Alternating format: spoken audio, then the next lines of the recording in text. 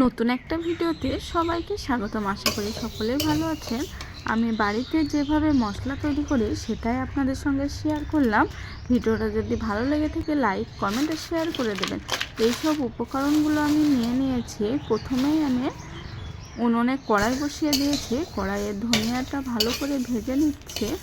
দেখুন, সাদা সাদা করে ভেজে নিতে হবে, কালো করে নিলে হবে না, তাহলে তিতো হয়ে যাবে, মশলাটা ভালো লাগবে না, কোনো সবজিতে দিলে স্বাদ লাগবে না। ধনিয়াটা ভেজে নেওয়ার পর এটা আমরা পাঁচ সওয়াজ বলি। এর মধ্যে আছে মৌরি, মেথি আর কালো জিরে। এটাও আমি হালকা করে ভেজে নেব, খুব একটা বেশি ভাজবো না। দেখুন, কালারটা যখন হালকা বাদামি রঙের হয়ে যাবে তখনই আমি এটা নামিয়ে ফেলবো।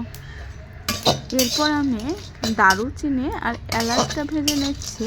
এই দেখুন, এলাচের কালারটা যখন লাল হয়ে যাবে এইভাবে, তখন আমার ভাজা কমপ্লিট। এগুলো আমি সব একসঙ্গে নামিয়ে ফেললাম। এবার ভেজে নেব তেজপাতা।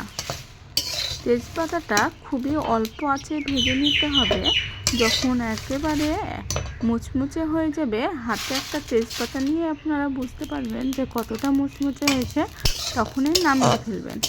এবার আমি ভেজে নিচ্ছি জিরে। এই দেখুন, জিরে ভাজাটা খুবই সোজা। জিরেটা যখন ভাজা হবে তখন একটা আওয়াজ হবে, তখনই আপনারা বুঝতে পারবেন যে জিরেটা আপনাদের ভাজা কমপ্লিট। সমস্ত মশলা আমার ভেজে নেওয়া হয়ে গিয়েছে। এই দেখুন, মশলাগুলো আমি হাত দিয়ে সব মিশিয়ে নেব।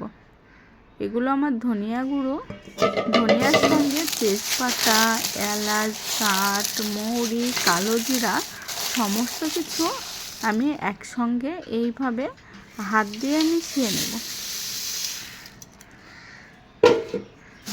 এই দেখুন, সমস্ত কিছু হাত দিয়ে মিশিয়ে নিচ্ছি। আমি যেভাবে মশলা তৈরি করি সেটাই আপনাদের সঙ্গে শেয়ার করছি। আপনারা কীভাবে মশলা তৈরি করেন অবশ্যই কমেন্টে জানাবেন।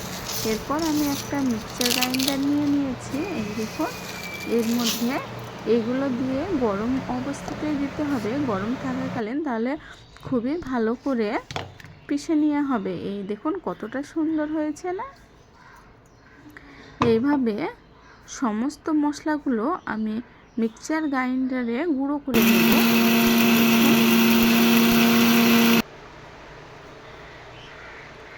গুঁড়ো করে নেওয়ার পর একটি চালুনি নিয়ে নেব, চালুনির ভিতরে চেলে নেব, তাহলে বাদ বাকি যেগুলো বার হবে, এই দেখুন এগুলো আবার আমি মিক্সচার গ্রাইন্ডারে দিয়ে দেবো, তাহলে এইরকম মিহি হয়ে যাবে।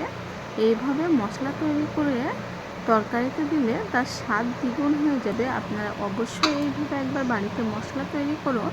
দোকানে কিনে খাওয়া মশলার থেকে বাড়িতে তৈরি মশলা স্বাদ দ্বিগুণ। এইভাবে একটি বয়মে রেখে দিলে 1 বছর কিছু হবে না, খুবই ভালো থাকবে। ভিডিওটা যদি ভালো লেগে থাকে লাইক কমেন্ট আর শেয়ার করে দেবেন।